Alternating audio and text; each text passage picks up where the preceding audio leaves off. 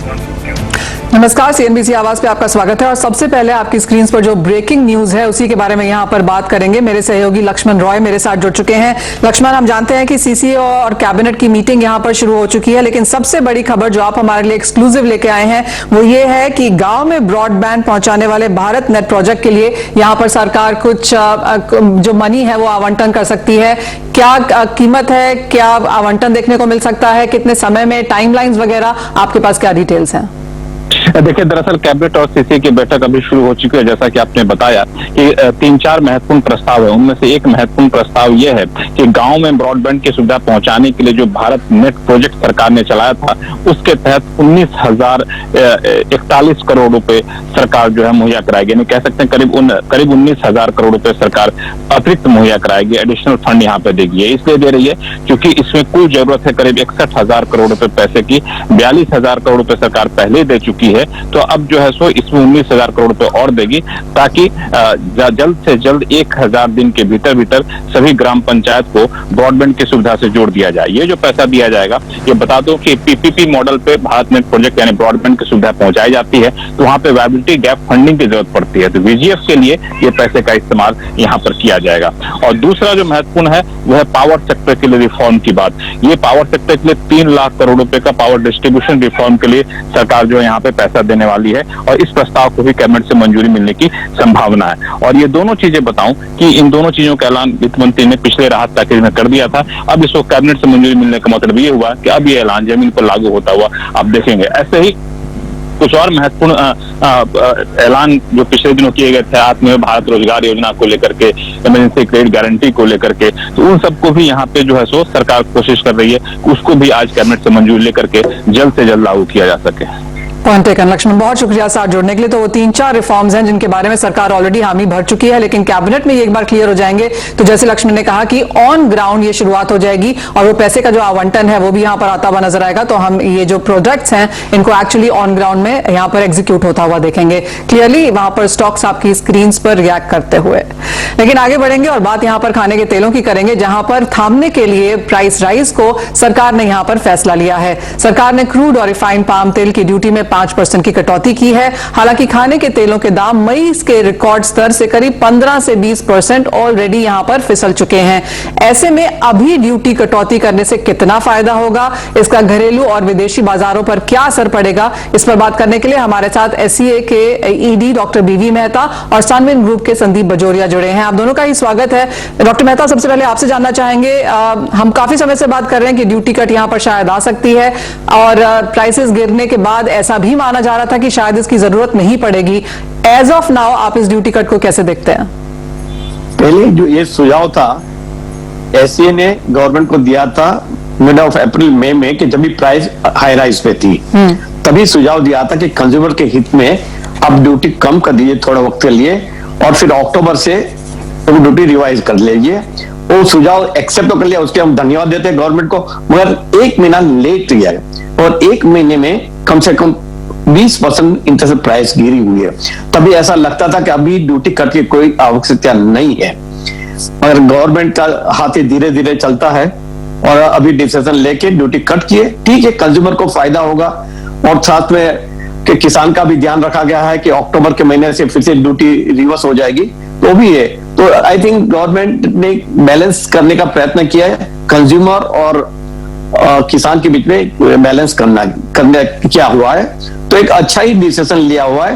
Of course अगर 1 महीने पहले लेता तो उसके इम्पैक्ट ज्यादा होते। तो साथ में एक चीज हमने और भी देखी जी, जब भी इंडिया ने प्राइस ड्यूटी कम की है तो इंटरेस्ट मार्केट बढ़ जाती है, और आज भी ऐसा हुआ है। सुबह हमने मलेशिया देखा तो मलेशिया कम से $25, या तो अगर हम देखे रिंगिट में 90 जुलाई का है, अगस्त का 130 और सितंबर 110 रिंगिट अप हो गया। उसका मतलब $25 हो गया।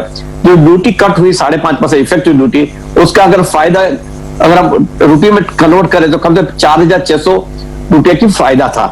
पर वेदर अपने यहाँ कंज्यूमर को इतना फायदा मिलेगा वो डाउटफुल, क्योंकि वहां भाव है। एक्चुअली तो हम एक्सपेक्ट करते थे कि इंडोनेशिया ने ऑलरेडी अनाउंस कर दिया है कि एक्सपोर्ट ड्यूटी और लेवी कम कर रहे हैं, कम से कम $147 और सीपीओ, तो आज मार्केट गिरेगी, केएलसी मार्केट गिरेगी जी।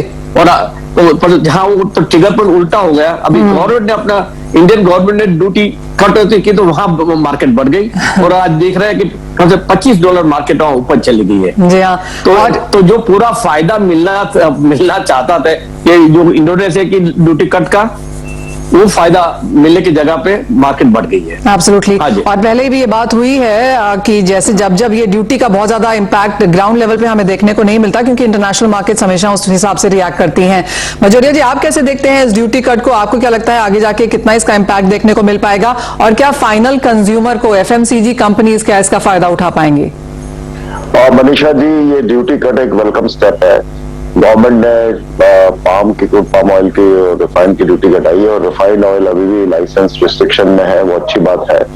और इससे डेफिनेटली अभी जैसे नया क्रॉप अक्टूबर में इंडिया में आएगा, उसके पहले ये 30 सितंबर तक लागू है, 3 महीने के लिए है, जुलाई अगस्त सितंबर। तो ये एक सेंसिबल स्टेप लिया गवर्नमेंट ने और इस स्टेप से ठीक है। मेहता साहब जैसे कह रहे हैं कि फॉरेन में एक बार उन्होंने यहाँ जो जितना घटा उसका 50% उन्होंने वहां बढ़ा दिया है, ये एक नेचुरल रिएक्शन होता है, बट आगे जाके ये डेफिनेटली प्राइसेस को थोड़ा सॉफ्टन करता है।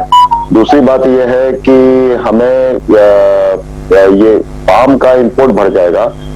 सीपीओ अभी प्रिफर्ड कमोडिटी हो गई है, सीपोर्ट ज्यादा कम्पिटिटिव हो गया है। तो मुझे लग रहा है कि अगले 3 महीने में जो हम करीबन 6.5 लाख टन पर महीने पाम मंगाते थे, उसकी जगह पे 8.5 लाख टन मंगाएंगे। तो जुलाई अगस्त में 4 लाख और फर्स्ट हाफ सितंबर में 1 लाख, तो मिला के 5 lakh ton additional palm import कर लेंगे और उससे पाम की अवेलेबिलिटी बहुत अच्छी हो जाएगी, सप्लाई चेन बराबर मेंटेन हो जाएगी और कंज्यूमर को राहत मिलती रहेगी।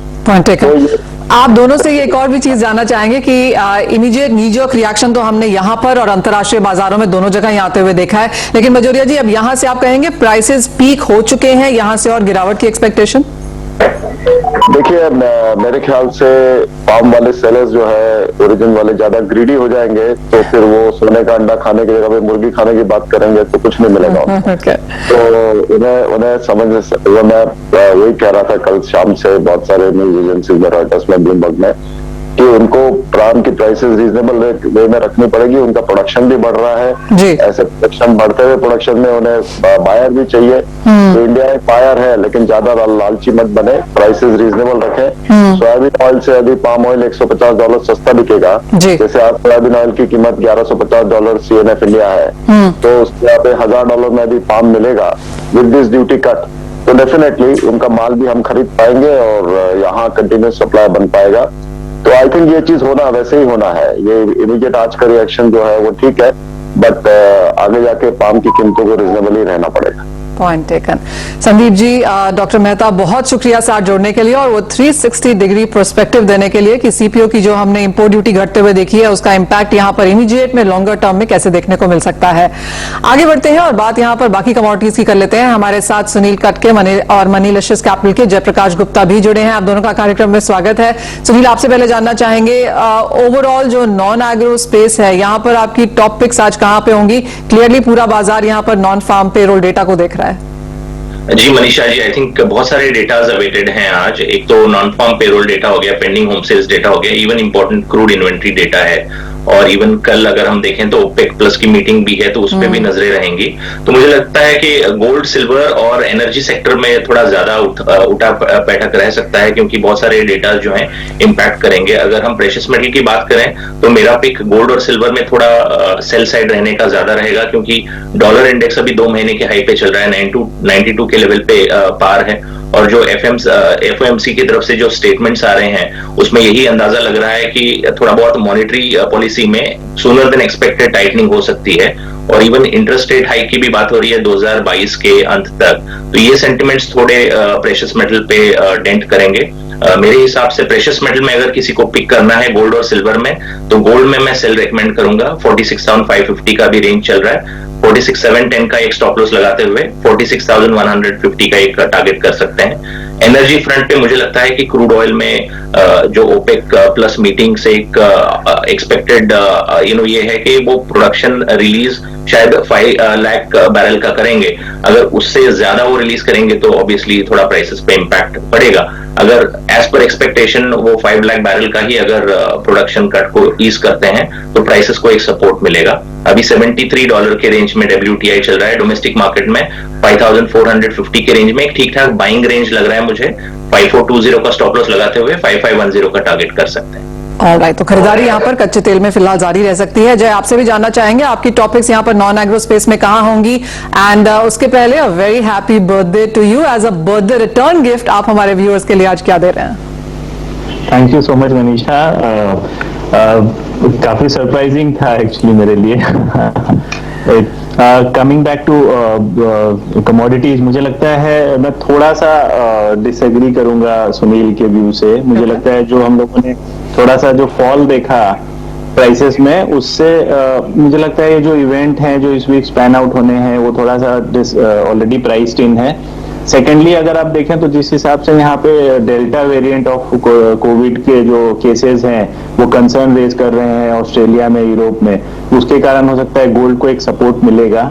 और जो इंटरेस्ट रेट बढ़ाने की बात है वो ऑलरेडी 2022 है, उससे पहले पूरे 6 महीने हैं जहाँ पे बहुत कुछ इवेंटफुल हो सकता है।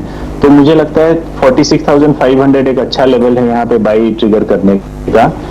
दूसरी तरफ बेस मेटल्स में भी अगर आप देखें तो अगर यहाँ पे कुछ भी थोड़ा सा इंटरेस्ट रेट बढ़ता है या इन्फ्लेशन कंसर्न्स के कारण यहाँ पे रोल बैक होता है, बट अगर केसेस बढ़ते हैं तो यहाँ पे सप्लाई डिसरप्शन रहेगा और डिमांड साइड यहाँ पे अभी भी मोमेंटम इंटैक्ट है। तो बेस मेटल्स में भी थोड़ा सा डिप मिले तो मेरे ख्याल से बाई करके चलना चाहिए।